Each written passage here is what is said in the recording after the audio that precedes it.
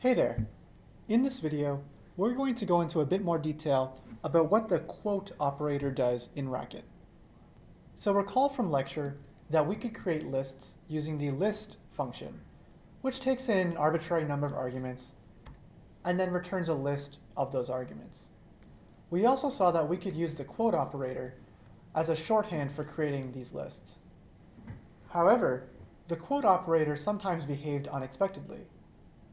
For example, if we ask for the first item in the list plus 3, 4, we get back the first item, which is the function plus. However, if we ask for the first item in this list, which on the face looks exactly the same, we get back something quite different. So let's see why.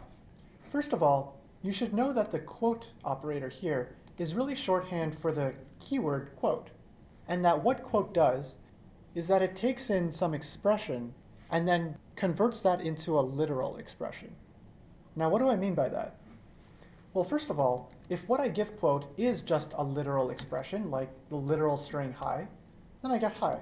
And similarly, if I give it a number, then I just get that number. What's more interesting is if I give it, say, an identifier, like x, because now x is not a literal expression anymore. In fact, if I just tried to put in x into the interpreter by itself, I would get an error saying that x is undefined. However, when I give x to quotes, rather than treat it as an identifier and look up its value, it just turns that x into another literal data type, the symbol. And that's represented by prefixing the name x with the quote character. Now, what exactly is a symbol? Symbols are a primitive data type which can basically only be compared for equality. So for example, I can ask, is the symbol x equal to the symbol x? And yeah, that's true. And is the symbol x equal to the symbol y? No, that's not true. That's false. They're actually commonly used as keys in dictionary type data structures.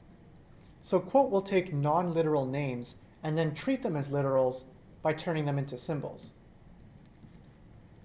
And when quote is given a compound parenthesized expression, well, what it does is it returns a list containing the quote of each sub-expression individually.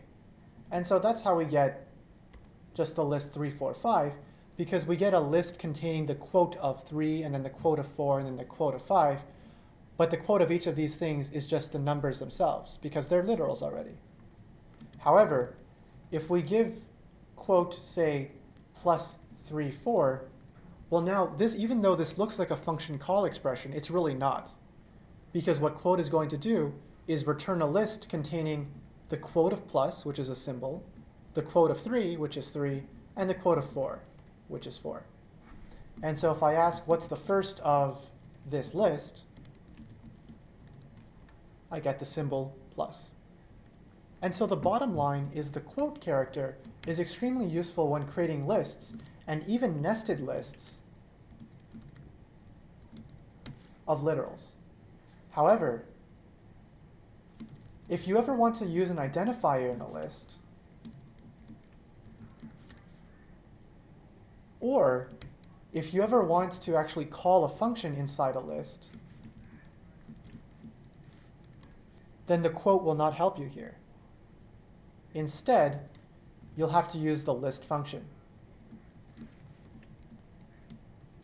And because list is indeed a function, it evaluates each of its arguments, including replacing the identifier with its value and evaluating any function call expressions.